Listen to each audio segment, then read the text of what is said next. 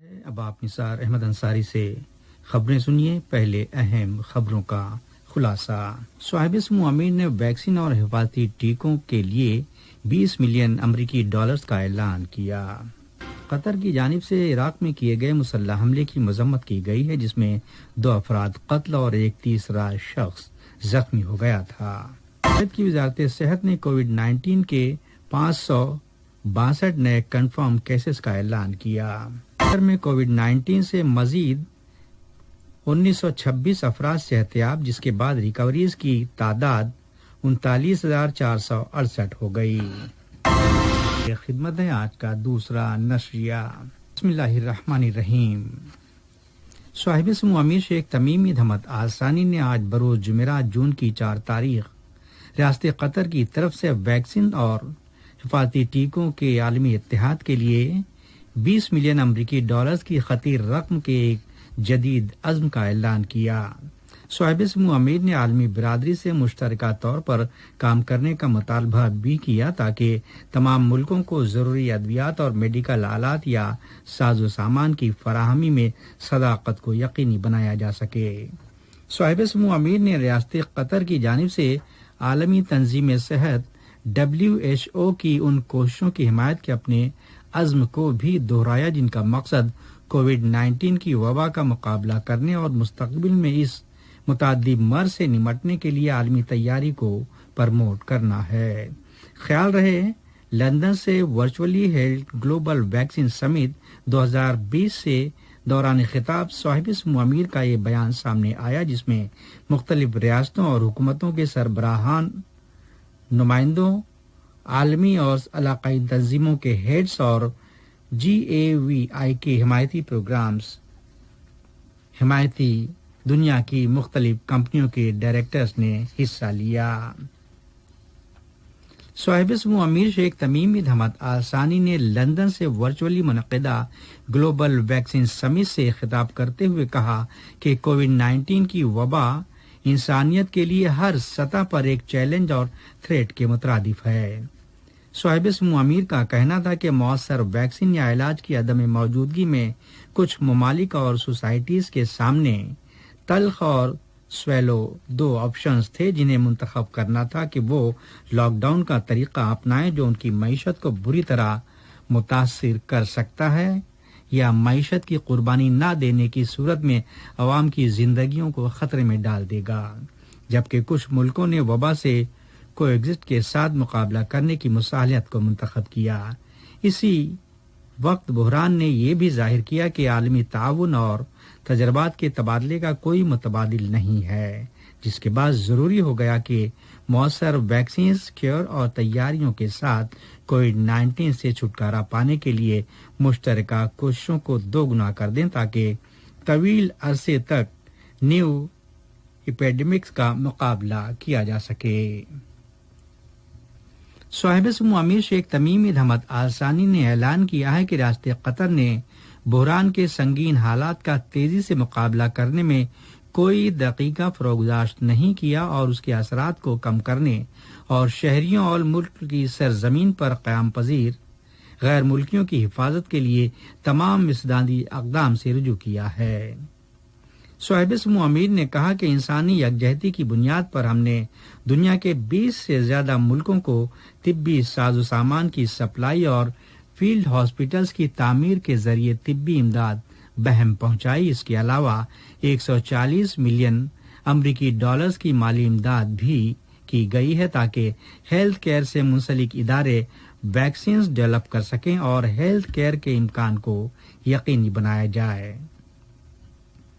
صاحب سمو امیر نے عالمی برادری سے مطالبہ کیا کہ تمام ملکوں کو ضروری ادویات اور میڈیکل ساز و سامان کی فراہمی میں صداقت کو یقینی بنایا جائے۔ ریاست قطر نے گزشتہ 24 گھنٹوں کے اندر کووڈ-19 سے صحتیاب ہونے والے 1926 نئے کیسز کا اعلان کیا، جس کے بعد ملک میں ریکوریز کی مجموعی تعداد 39,468 ہو گئی۔ بیان میں 1581 نئے کنفرم معاملات بھی شامل ہیں۔ علاوہ ازیں انتہائی نگہداشت یونٹ ICU میں 14 لوگوں کو داخل کیا گیا ہے، جس کے ساتھ ہی ICU میں موجود مریضوں کی تعداد 239 ہو گئی۔ صحت کی وزارت کا کہنا ہے کہ نئے کیسز میں ایسے افراد شامل ہیں جو متاثرہ لوگوں کے رابطے میں تھے، جن میں اکثریت تارکین وطن ورکرز کی بتائی جاتی ہے۔ بیان میں کہا گیا ہے کہ وزارت صحت کی ریسرچ اور انویسٹیگیشن کی ٹیموں کی جانب سے کی گئی تحقیقات کے بعد ان کیسز کی شناخت ہوئی۔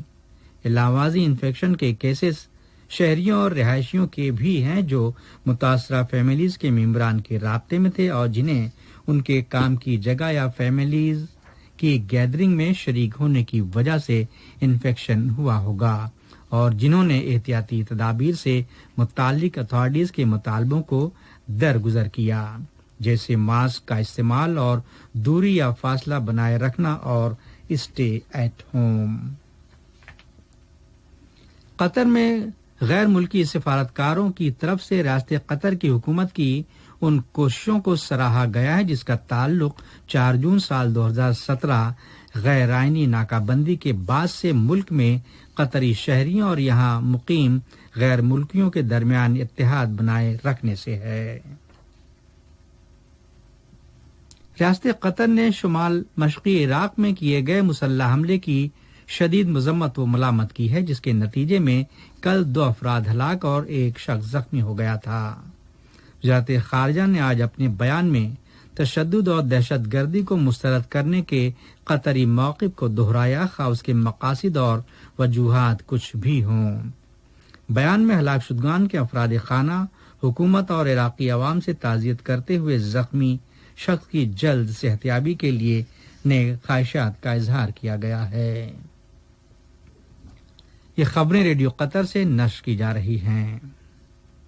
کویت کی وزارت صحت نے آج کورونا وائرس کووڈ-19 کے 562 نئے کنفرم کیسز کا اعلان کیا، جس کے بعد ملک میں متاثرہ افراد کی کل تعداد 29,921 ہو گئی، جبکہ 6 اموات بھی ریکارڈ کی گئی ہیں۔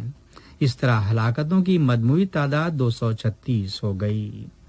وزارت صحت کے ترجمان ڈاکٹر عبداللہ السند کا کہنا تھا کہ تمام نئے معاملات ایسے افراد کے ہیں جو پہلے سے انفیکٹڈ لوگوں کے رابطے میں رہے۔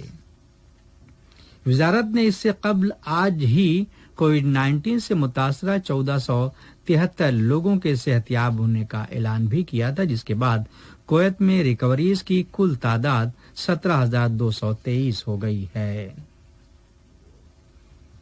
ترکی نے آج عراق اور ایران کے ساتھ اپنے کسٹمز گیٹس کو دوبارہ کھول دینے کا اعلان کیا، جو کورونا وائرس کی وبا کے تناظر میں انسدادی و احتیاطی اقدام کے سبب بند کر دیے گئے تھے۔ ترکی کے وزیر تجارت رہسار کا کہنا تھا کہ بین الاقوامی ٹرانسپورٹ ٹریفک کو بحال کرنے کے لیے ہبر اور گربل گیٹس کو کھول دیا گیا ہے۔ ان کا مزید کہنا تھا کہ عراق اور ایران میں وائرس کے اثرات میں ڈکلائن یا کمی کے بعد یہ پابندیاں اٹھائی گئی ہیں۔ لندن کے شمالی علاقے میں ہونے والے فائرنگ کے ایک واقعہ میں کم از کم 4 افراد زخمی ہو گئے، جن میں سے 2 کی حالت نازک بتائی جاتی ہے۔ ٹیلی گراف کی رپورٹ کے مطابق 3 بالغ اور 1 بچہ زخمی ہوا تھا، جنہیں قریبی ہسپتال لے جایا گیا، جہاں ان میں سے 2 کی حالت نازک ہے۔ اخبار کی رپورٹ میں کہا گیا ہے کہ کل بدھ کی شب ہارلیڈسن علاقے میں مبینہ واقعہ پیش آیا۔ ادھر برطانوی اتھارٹیز نے تحقیقات سے رجوع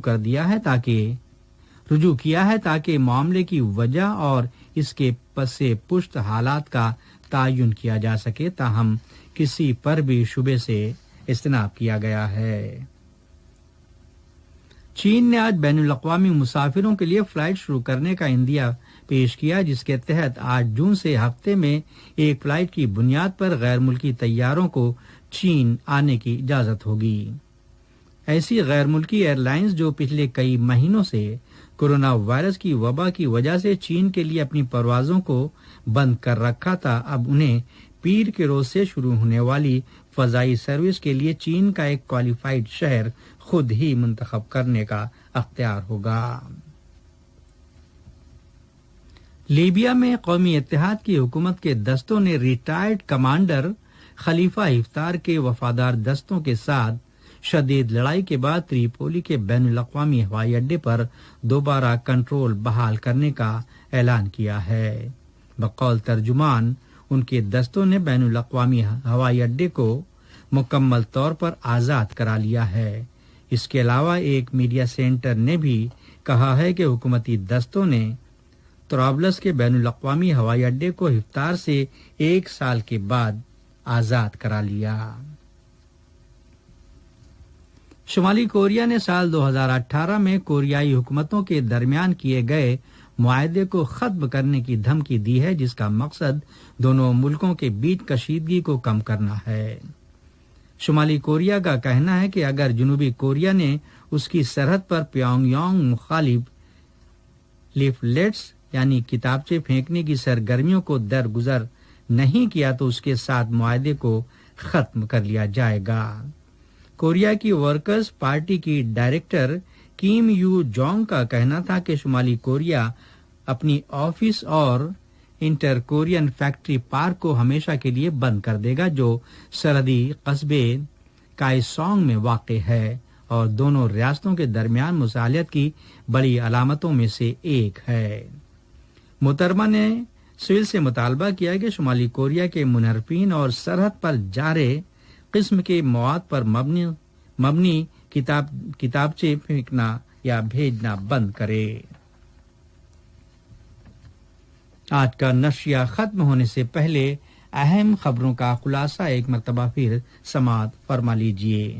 صاحب سمو امیر نے ویکسینز اور حفاظتی ٹیکوں کے لیے 20 ملین امریکی ڈالرز کا اعلان کیا۔ قطر کی جانب سے عراق میں کیے گئے مسلح حملے کی مذمت کی گئی ہے، جس میں 2 افراد قتل اور ایک تیسرا شخص زخمی ہو گیا تھا۔ کی وزارت صحت نے کووڈ-19 کے 562 نئے کنفرمڈ کیسز کا اعلان کیا اور قطر میں کووڈ-19 سے مزید 1926 افراد صحت یاب، جس کے بعد ریکوری کی کل تعداد 39,468 ہو گئی۔ اب آپ